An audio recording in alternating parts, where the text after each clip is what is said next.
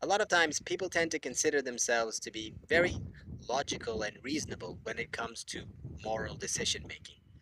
But the reality is that moral decision making, to a large extent, is more emotional than it is rational, right? A lot of the logic and reason comes in after the fact. It's post hoc rationalization.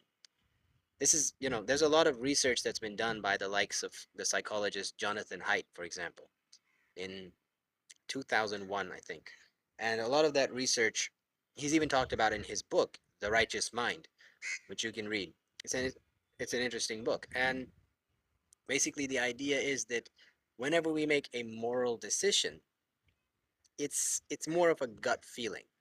So it's not really us rationalizing, you know, what's the right deontological or utilitarian consequentialist outcome of any particular, set of circumstances. It's more like, how do we feel about this?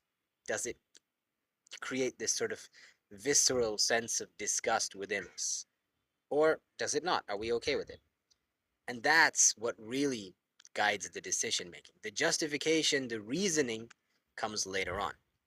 This is even supported by, for example, studies where you put people in a brain scanner, you use an fMRI machine, and you look at the pattern of activation in the brain when people are asked to, you know, deliberate over some kind of moral quandary.